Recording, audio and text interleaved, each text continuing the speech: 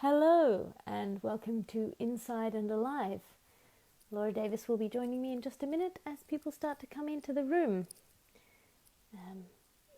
This is going to be fun and exciting.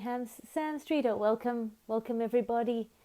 Come on in. Actually, I just got your message on Patreon. Thank you so much. I'm glad that you enjoy these shows. They are keeping me going as well.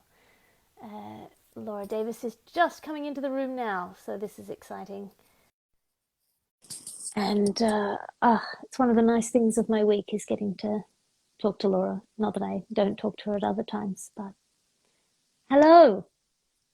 Hello, how are you? I am all right.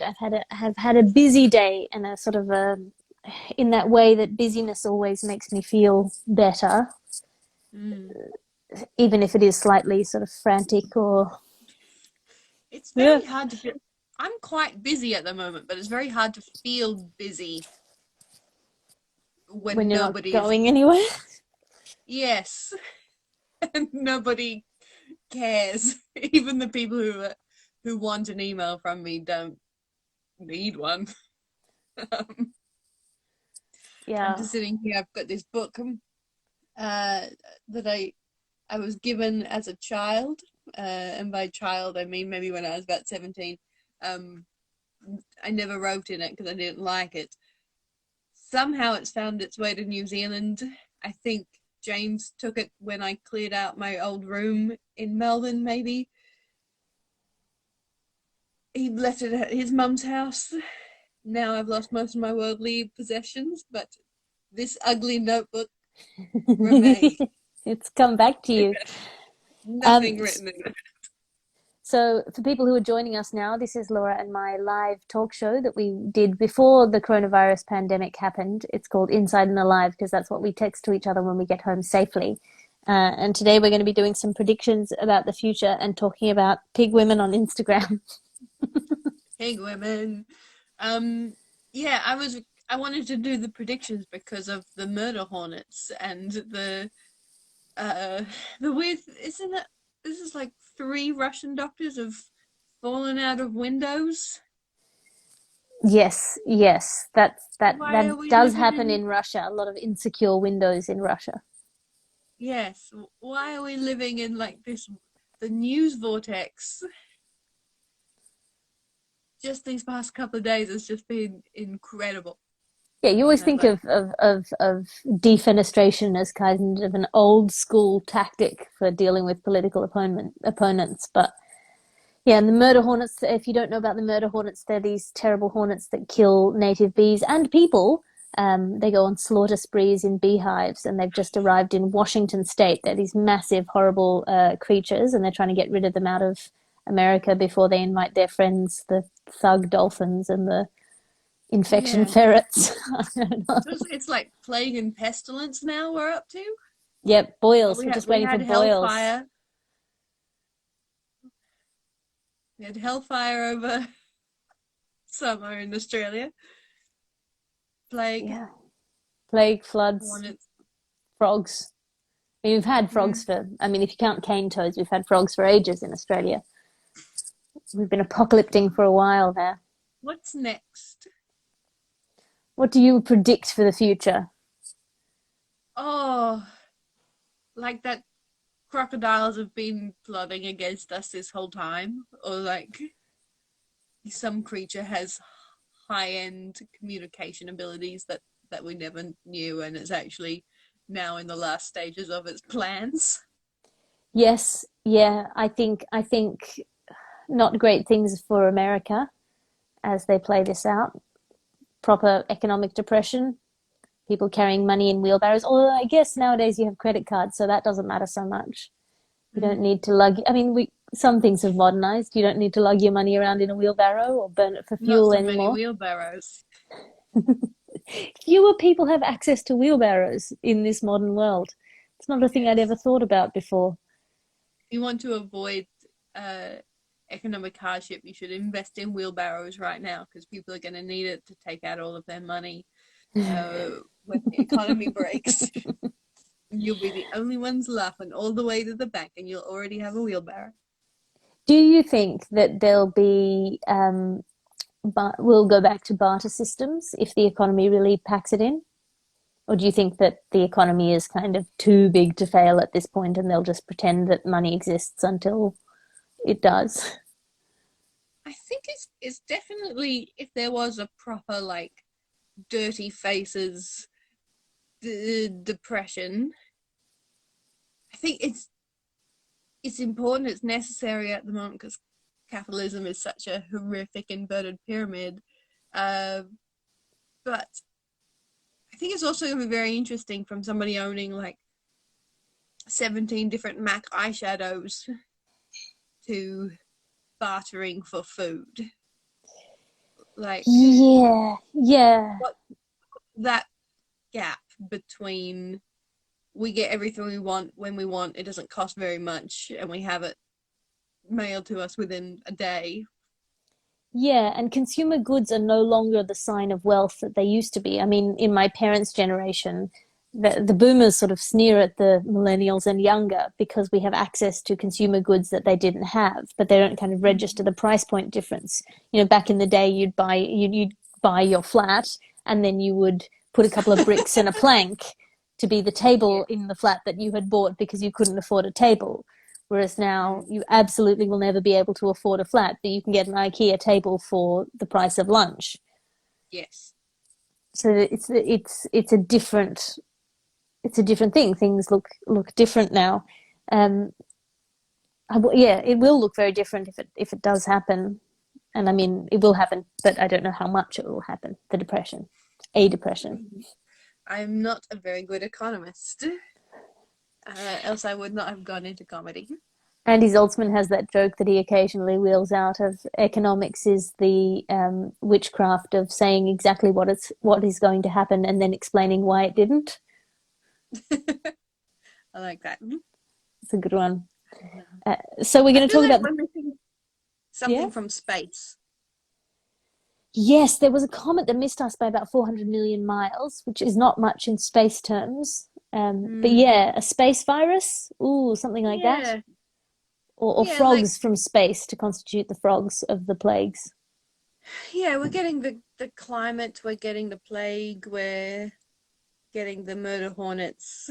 Something from space. Like if I was designing this, I would assume it needed something from space. Yeah, yeah, I think Just a so. bad meteor shower.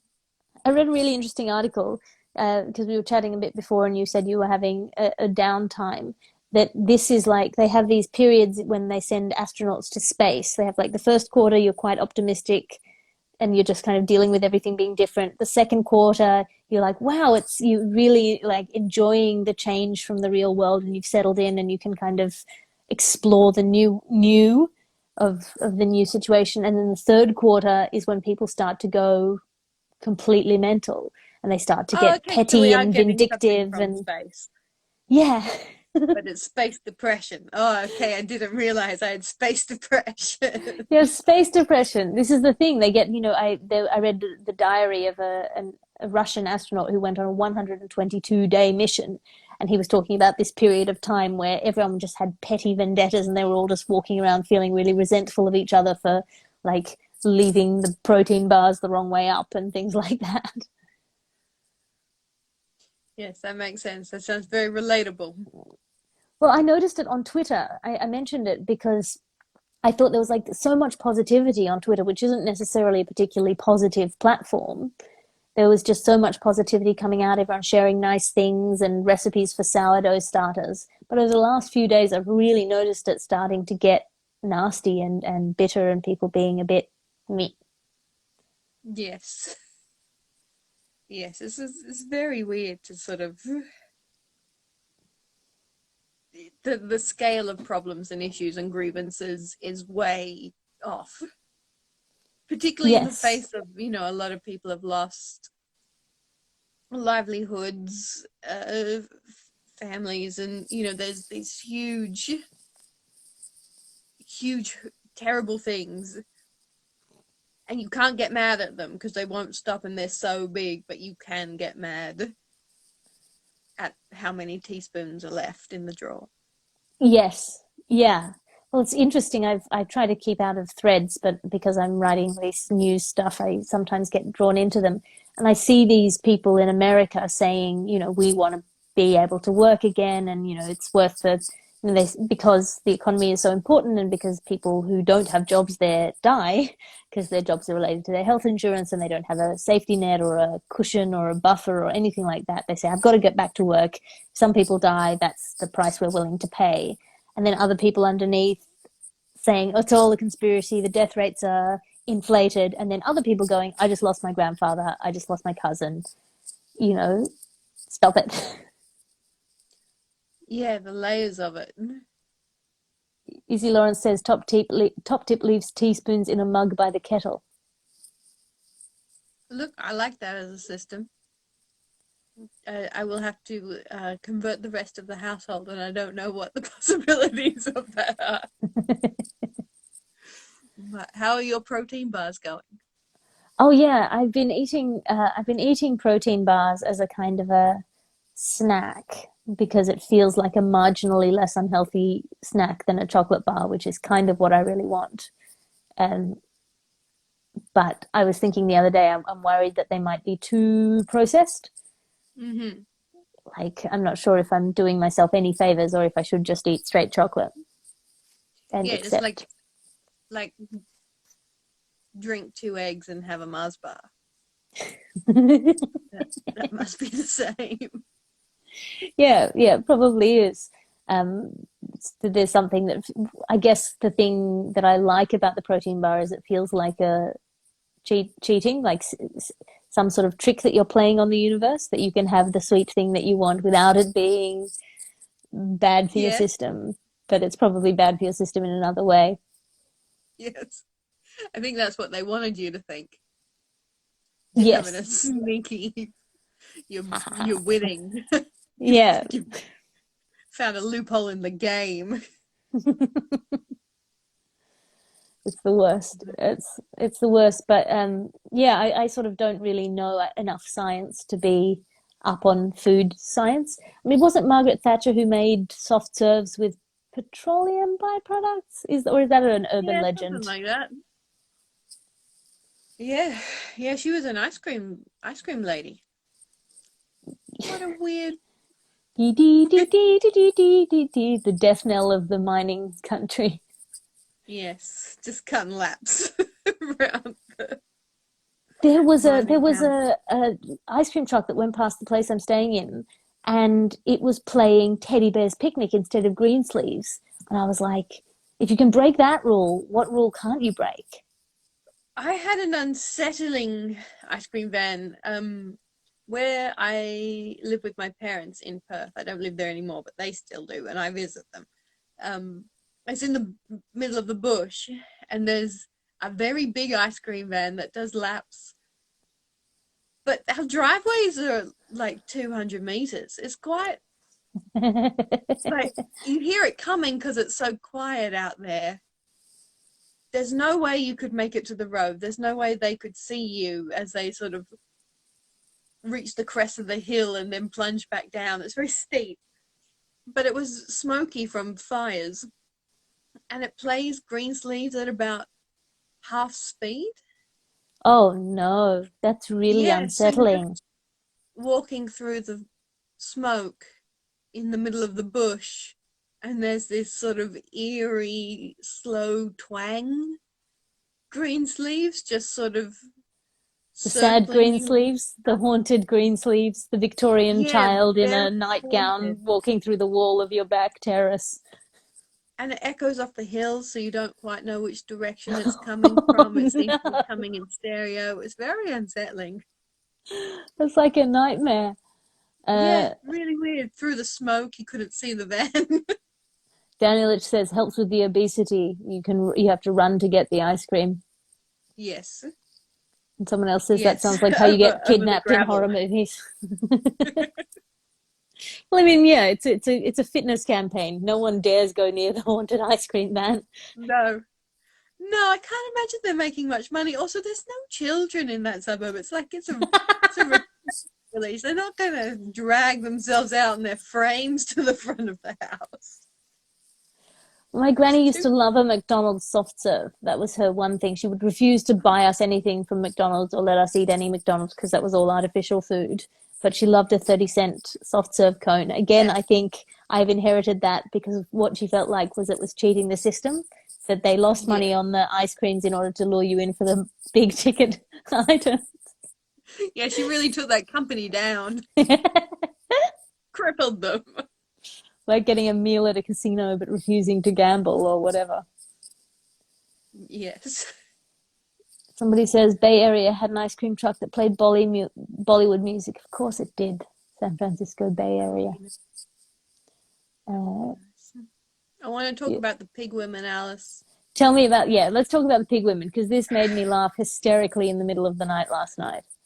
Well, I follow a lot of, not very many people on Instagram. I follow you. You're okay, and I've sort of, I follow a lot of people, but I've muted a lot. And it's no offense if I have muted you, because I've muted most human beings. There's very few human beings. It's mostly things like a hashtag kelp forest, hashtag coral reef, hashtag waterfall. A lot of peaceful landscapes for me. That's what I want to scroll through endlessly if I'm going to Mm-hmm. get. And there was one that came through for like a beach or something, and it's the Pig Island in the Bahamas, the lovely tropical island full of lovely pigs. But I didn't realize that people went there to take like sexy engagement photos and sort of pose pornographically with the pigs. And Yes, I mean, people make a note, don't leave now, but immediately after this show finishes on the hour, go and look up Pig Island. Pig Island, Bahamas. You have to search by location is best, I think. So many people trying to make something that isn't sexy by being sexy next to it. Yes, Just being I'm on sexy a next to a pig. What? yes, I think it's the beach gets to their head. I'm on a tropical beach. I'm on a sexy tropical beach, and I'm wearing a sexy bikini, and I've done my sexy makeup and my sexy hair, and so I'm going to take a sexy picture with this giant heaving pig. It's you have to go Like, quite a way to find just a normal picture of a normal person near a pig. yes, and I find it very hard to filter the butts out of all of my Instagram tags. Like if I follow moon or flowers or tropical rainforest, there's always like some person with their bathers pulled up their arsehole bent over a waterfall who's tagged it with. Well, it's because they want to. This is the thing. I feel like when people who are beautiful take pictures of themselves being beautiful in beautiful places, they're trying to imbue their own beauty with an additional kind of ethereal, natural quality. But it doesn't work with pigs. No, it doesn't.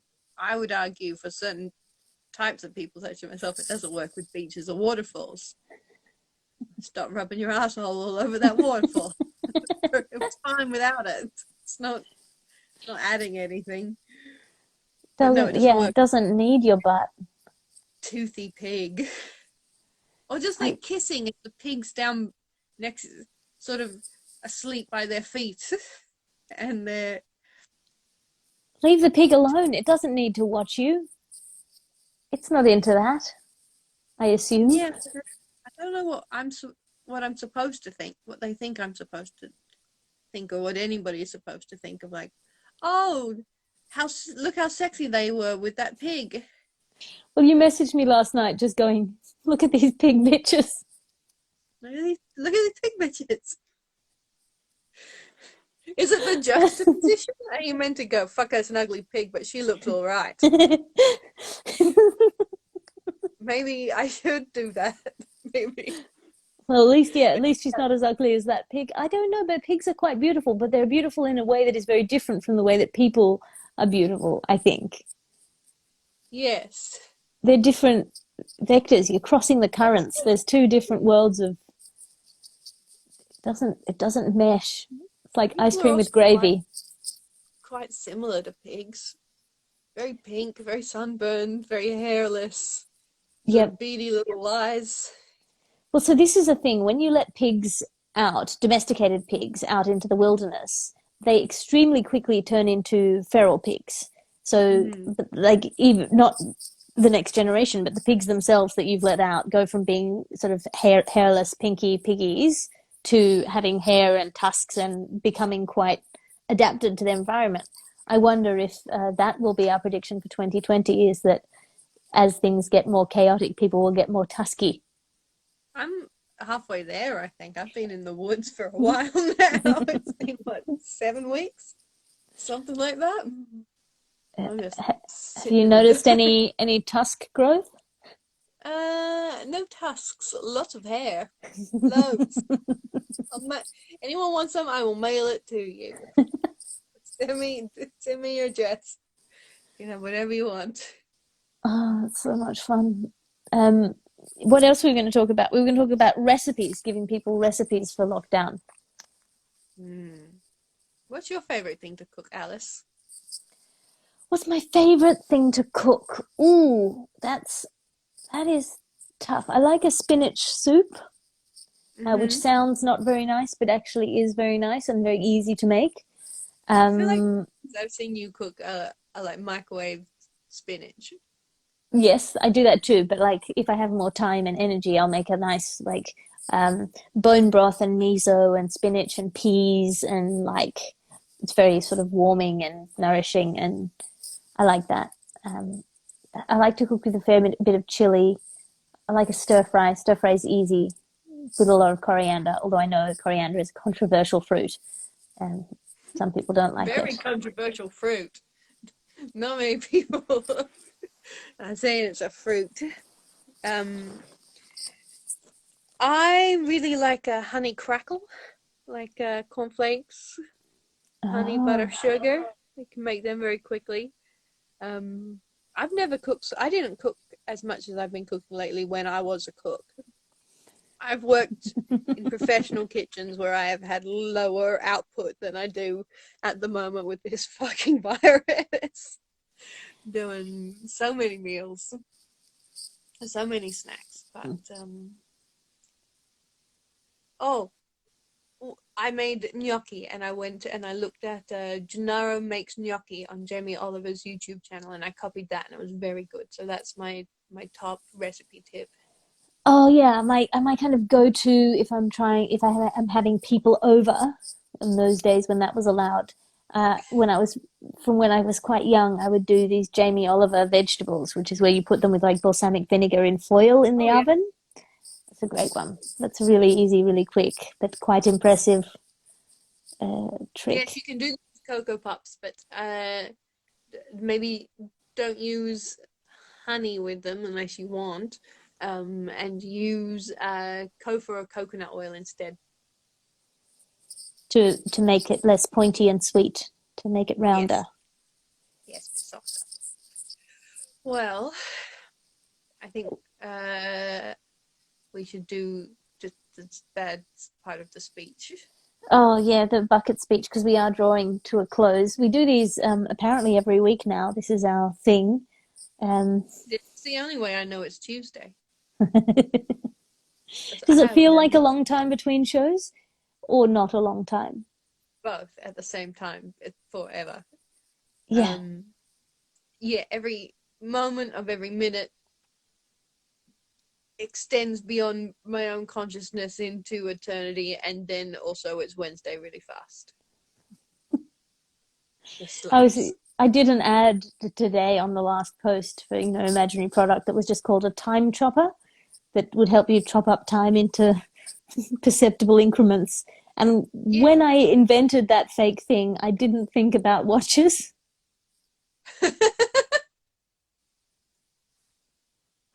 I It know, was I just really do. I feel like I'm in like a time vortex right now. Like I've gone into a black hole of my own life, and it's notebooks that I've had since I was 17 that I still haven't written in, and a few old socks, a jumper that I sort of liked,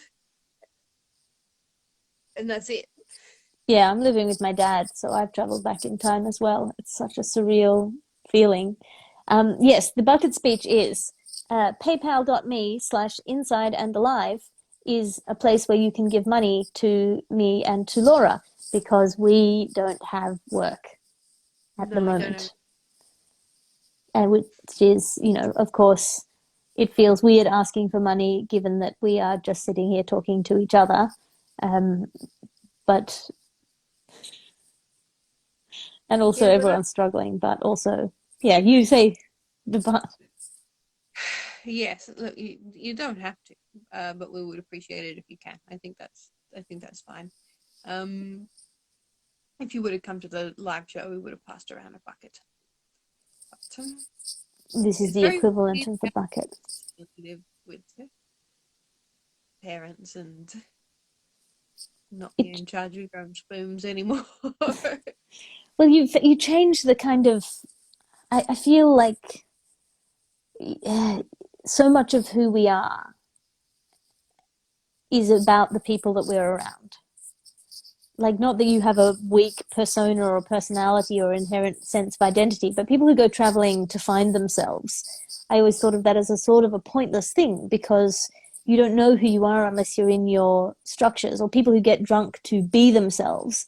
Like, you are who you are with all of your repressions and all of your surroundings and all of the structures that you've built in your life. That is part of what you are and who you are.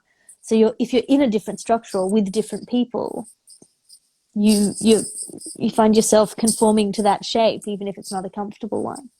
Yes, I would like this pandemic to have not come with a huge identity crisis.